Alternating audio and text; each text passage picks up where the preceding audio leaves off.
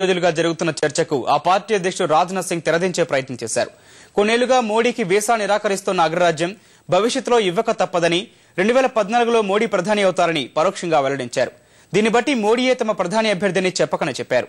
55 ఏళ్ల కాంగ్రెస్ పాలనలో దేశానికి ఒరిగిందేమీ లేదని దుమ్మెత్తిపోసిన రాజ్నాథ్ సార్వత్రిక ఎన్నికల్లో కమలం విజయం ఖాయమని ధీమా వ్యక్తం చేశారు.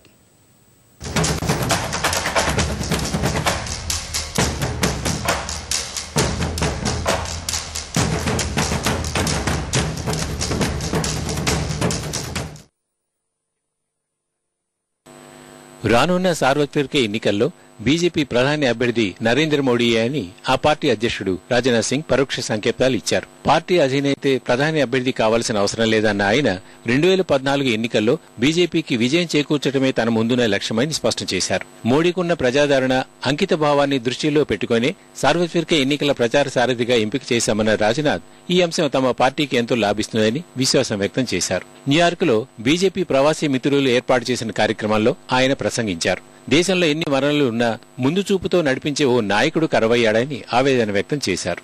मैं कांग्रेस के दोस्तों से कहना चाहता हूं, भारत के पोटेंशियल को आपने पहचाना नहीं है. भारत में ह्यूमन रिसोर्सेज की कमी नहीं है, भारत में नेचुरल रिसोर्सेज की कमी नहीं है. भारत में यदि कमी है तो फर्म कन्विक्शन के एक लीडर की कमी है और एक लॉन्ग विजन के लीडर की कमी है. वाला यदि कोई लीडर हिंदुस्तान को मिल जाएगा, भारत को हम 15 वर्षों में सुपर इकोनॉमिक पावर भी बना सकते हैं. यह भारत के अंदर वह कुवत. కాంగ్రెస్ నేతృత్వంలోని యూపీఏ ప్రభుత్వ విధానాలపై రాజ్నాథ్ మండిపడ్డారు. 10 ఏళ్లలో ప్రధాని మన్మోహన్ యూపీఏ అధ్యక్షురాలు దేశానికి ఒరగబెట్టిందేమీ లేదని ఆక్షేపించారు. స్వాతంత్ర్యం వచ్చిన నాటి నుంచి ఇప్పటి వరకు కాంగ్రెస్ దాదాపు 5.5 దశాబ్దాలు పాలించిన భారత్ ఇంకా పేద దేశంగానే ఉందని ఆవేదన వ్యక్తం చేశారు. జనాభాలో 67% మందికి ఆహార భద్రత పథకం తీసుకురావాల్సిన పరిస్థితి ఉందంటే కాంగ్రెస్ పాలన ఏ తీరును సాగిందో అర్థమవుతోందని ఎద్దేవా చేశారు. आज भी हम दुनिया के गरीब देशों में गिने जाते हैं. क्या जवाब है?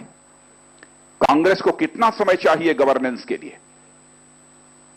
भारत को इकोनॉमिक पावर बनाने के लिए मैं मनमोहन सिंह जी, सोनिया जी से पूछना चाहता हूं कि आपको कितना समय चाहिए? 54-55 इयर्स का समय इस आजाद भारत में भारत की जनता ने आपको दिया है. इसका कोई जवाब उनके पास नहीं है, कोई जवाब नहीं. బీజేపీ పాలనలో దేశం ఎంతో సుస్థిరాభివృద్ధి సాధించిందని రాజ్నాథ్ సింగ్ పునరుద్ఘాటించారు. ఎంతో ముందు చూపుతో నాటి ప్రధాని వాజ్పేయి దేశవ్యాప్తంగా జాతీయ రహదారుల్ని అభివృద్ధి చేసిన విషయాన్ని గుర్తు చేశారు. ప్రస్తుతం బీజేపీ పాలిత రాష్ట్రాలు సాధిస్తున్న ప్రగతిని వివరించిన రాజ్నాథ్ గుజరాత్ ముఖ్యమంత్రి నరేంద్ర మోడీపై ప్రశంసల జల్లు కురిపించారు. సుపరిపాలనని ఎవరిస్తున్నారో గమనించి రానున్న ఎన్నికల్లో సరైన తీర్పునివ్వాలని రాజ్నాథ్ ప్రజలకు సూచించారు.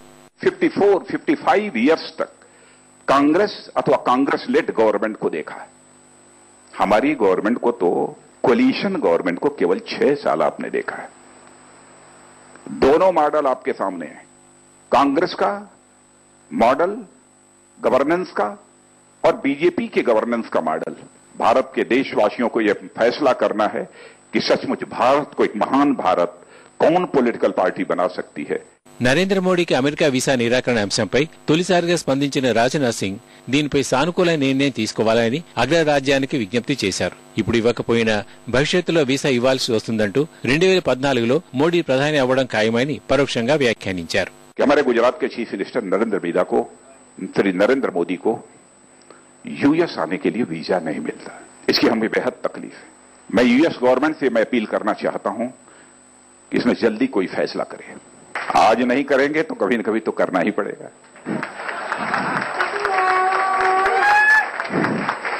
2014లో బీజేపీ అధికారంలోకి వస్తుందని, దేశాన్ని ప్రపంచ వ్యవసాయ రాజధానిగా తీర్చిదిద్దుతామని రాజ్నాథ్ ధీమా వ్యక్తం చేశారు.